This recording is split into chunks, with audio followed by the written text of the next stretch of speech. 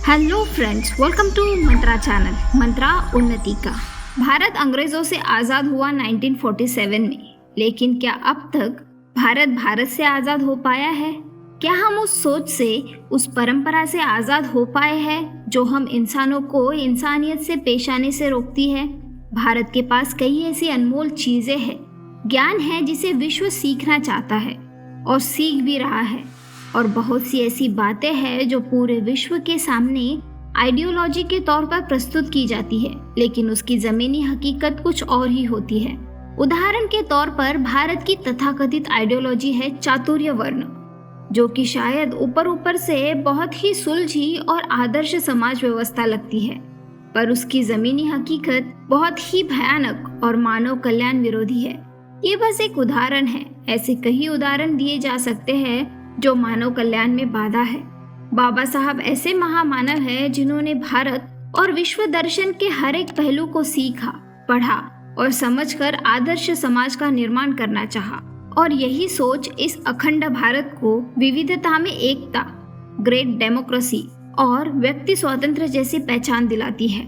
बाबा साहब के लिए इन उपलब्धियों को प्राप्त करना इतना आसान नहीं था, क्योंकि उनकी बेड़िया यही चातुर्य वर्ण व्यवस्था थी। उनके जीवन काल में उनका मुख्य संघर्ष इस वर्ण व्यवस्था के विरुद्ध ही था। उन्होंने इस व्यवस्था को मिटाने और मानव को मानवता से मिलाने के अनेक प्रयास किए और सभी मार्गों में कल्याणकारी मार्ग बुद्ध के मार्ग को अपनाया। तो आप सभी का स्वागत है मंत्रा चैनल के द बुद्धा एंड हिज धम्मा इस सीरीज के 20th एपिसोड में। आज हम जानेंगे बाबा साहब ब्राह्मणी ग्रंथों के बारे में क्या लिखते हैं। वो ब्राह्मणी ग्रंथ की क्या बातें हैं जो मानव कल्याण में बाधा है। बाबा साहब लिखते हैं, वेदों के बाद उन धार्मिक साहित्यों का नंबर आता है जो ब्राह्मण ग्रंथों के नाम से प्रसिद्ध है। दोनों ही पवित्र ग्रंथ माने जाते हैं। वास्तव में ब्राह्मण भी वेदों का एक भाग ही है। दोनों साथ साथ ही है और दोनों का सम्मिलित नाम श्रुति है। ब्राह्मणों के दर्शन के 4 स्तंभ है। पहला स्तंभ, वेद न केवल पवित्र है बल्कि अपौरुषेय है, मतलब देवों द्वारा रचित। दूसरा स्तंभ व दूसरी आधारशिला, आत्मा की मुक्ति के लिए वैदिक यज्ञ व दूसरी धार्मिक क्रियाओं को उचित ढंग से पूरा करने और ब्राह्मणों को दान देकर पुण्य अर्जित करने के संबंधित है। आत्मा की मुक्ति के लिए पूजा अर्चना और ब्राह्मणों को दान, ये अनिवार्य बातें थी। तीसरा स्तंभ, एक आदर्श समाज का ढांचा, और इस ढांचे का नाम था चातुर्वर्ण। और जैसे कि वेदों में लिखी बात पर कोई उंगली नहीं उठा सकता, वैसे ही ईश्वर द्वारा निर्मित समाज के इस नमूने पर उंगली नहीं उठा सकते। इस आदर्श समाज के कुछ आधारभूत नियम हैं। पहला नियम, समाज 4 भागों में बटा हुआ होना चाहिए, ब्राह्मण, क्षत्रिय, वैश्य और शूद्र। दूसरा नियम, इन चारों वर्गों में समानता नहीं हो सकती। ब्राह्मण सबसे ऊपर, उनके नीचे क्षत्रिय, फिर वैश्य और फिर सबसे नीचे शूद्र, जिनका काम सिर्फ ऊपर के 3 वर्गों की सेवा करना था। इन वर्गों के अधिकारों में भी असमानता थी। ब्राह्मणों को वो सभी अधिकार व सुविधा उपलब्ध थी जिनकी वह इच्छा कर सकते थे, लेकिन क्षत्रियों के अधिकार ब्राह्मणों की अपेक्षा कम थे, और एक वैश्य को क्षत्रिय से भी कम अधिकार थे, और एक वैश्य उन अधिकारों की मांग नहीं कर सकता था जो एक क्षत्रिय को मुहैया कराई जाती थी। और शूद्र के तो कोई अधिकार ही नहीं थे। एक शूद्र के लिए ऊपर के 3 वर्गों की सेवा का विशेष अधिकार था। चातुर्य वर्ण का तीसरा नियम पेशों व जीविका के संसाधनों से संबंधित था। ब्राह्मणों का पेशा था पढ़ना और पढ़ाना, क्षत्रियों का पेशा था लड़ना, मारना और मरना, वैश्यों का पेशा था व्यापार, और शूद्रों का काम था ऊपर के 3 वर्गों की सेवा करना। इन 4 वर्गों का विभाजन ऐसा न था कि कोई एक दूसरे के पेशे को अपना सके। हर इंसान उसी पेशे को अपनाता था जो उसे जन्म से मिला था।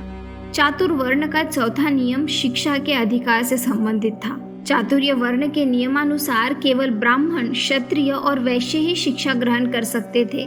शूद्र और सभी वर्गों की स्त्रियों को शिक्षित होना निषिद्ध था। एक 5वां नियम भी था, जिसके अनुसार आदमी के जीवन के 4 हिस्से किए गए।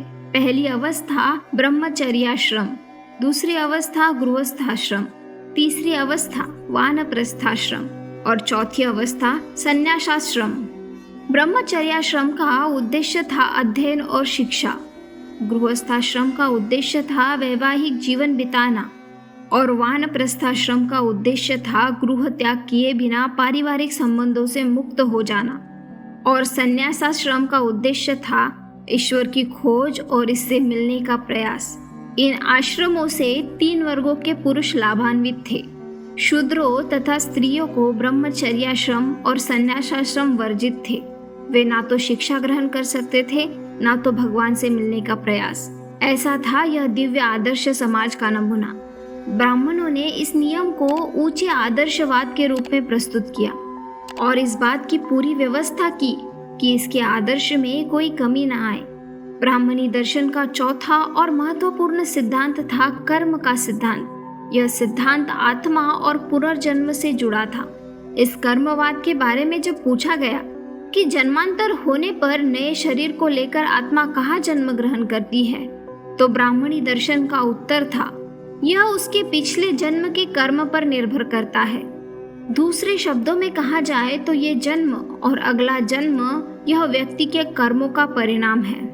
यही कर्म और उसके अगले जन्म पर होने वाले परिणामों का सिद्धांत लोगों को डराए रखता था, विद्रोह करने से रोकता था। जिन हालातों में वो जी रहे हैं उन्हीं हालातों में जीते रहने पर मजबूर करता था। वेद अपौरुषेय है और उन पर प्रश्न चिन्ह नहीं लग सकता। इस ब्राह्मणों के प्रथम स्तंभ का बुद्ध ने विरोध किया। बुद्ध के अनुसार कोई ऐसी बात नहीं हो सकती जो गलत होने की संभावना से परे हो। किसी भी विषय में कोई बात अंतिम हो ही नहीं सकती। बुद्ध के अनुसार यथा आवश्यक समय समय पर हर बात का परीक्षण होना चाहिए। इंसान को सत्य और यथार्थ सत्य मतलब प्रमाणित सत्य में अंतर समझना चाहिए। बुद्ध के लिए विचार स्वतंत्र सर्वाधिक महत्वपूर्ण बात थी और उनके अनुसार विचार स्वातंत्र्य ही सत्य को प्राप्त करने का एकमात्र साधन है। वेद दैवी है, इस बात को मान लेना मतलब विचार स्वातंत्र्य को सर्वथा अस्वीकार कर देना। बुद्ध ने यह तो स्वीकार किया कि यज्ञ करना उचित है, लेकिन उन्होंने सच्चे और झूठे यज्ञ में फर्क किया। दूसरों के कल्याण के लिए आत्म परित्याग को ही बुद्ध ने सच्चा यज्ञ माना। आत्म स्वार्थ के लिए किसी देवता को प्रसन्न करने के लिए यज्ञ कर पशु बलि देना बुद्ध के लिए झूठा यज्ञ था। पशु बलि देकर यज्ञ करना ये सिद्धांत बुद्ध को जितना बुरा लगता था उतनी ही बुरी उन्हें चातुर्वर्ण व्यवस्था लगती थी।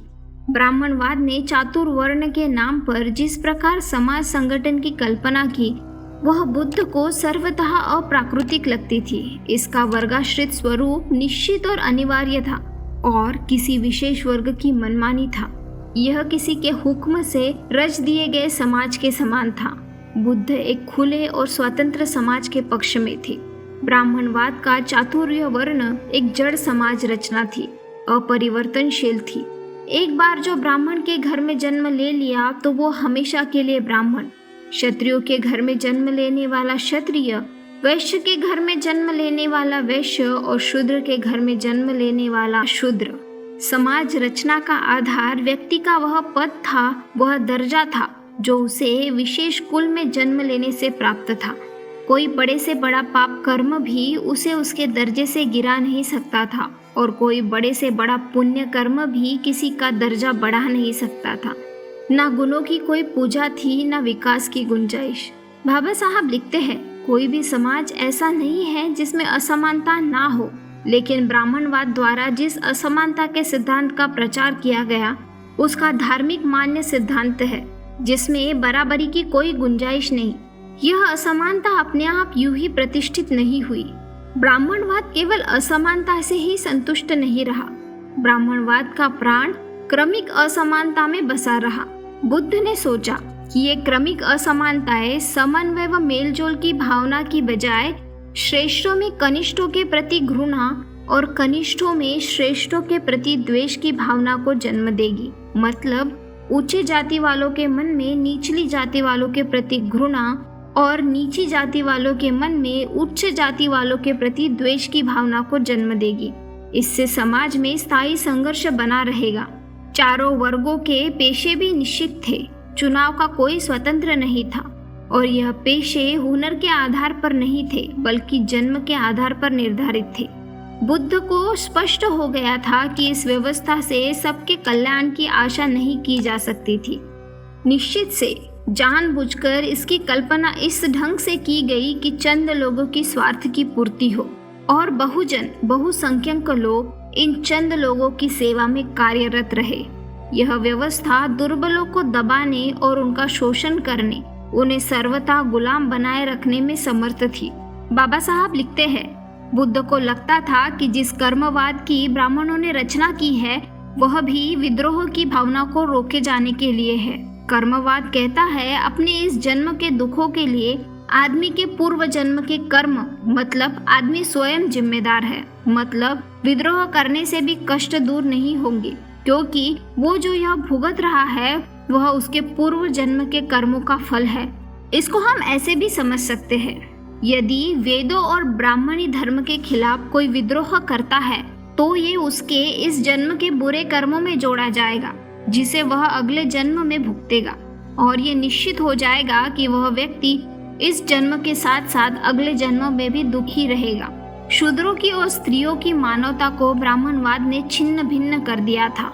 स्त्रियां सर्वतः शक्तिहीन थी, वह इस पद्धति के खिलाफ जरा भी सिर नहीं उठा सकती थी। उन्हें ज्ञान प्राप्त करने तक का अधिकार नहीं था। इस जबरदस्ती के अज्ञान का यह दुष्परिणाम था कि वे कभी जान ही नहीं सकते थे कि किसने उन्हें इस दुर्दशा में पहुंचाया। वे जान ही नहीं सकते थे कि ब्राह्मणवाद ने उनका सारा जीवन रस सोख लिया है, और ब्राह्मणवाद के विरुद्ध विद्रोह कर उठने के बजाय वे ब्राह्मण के भक्त और समर्थक बन गए, उन्हें मुक्तिदाता मानने लगे। स्वतंत्रता प्राप्ति के निमित्त शस्त्र उठाना आदमी का अंतिम अधिकार है, लेकिन शूद्रों से शस्त्र धारण करने का अधिकार भी छीन लिया गया था। ब्राह्मणवाद के अधीन शूद्र और स्त्रियां चालाक ब्राह्मणों, शक्तिशाली क्षत्रियों और धनी वैश्यों के एक भयानक षड्यंत्र का शिकार बन गए। क्या उनमें सुधार हो सकता था?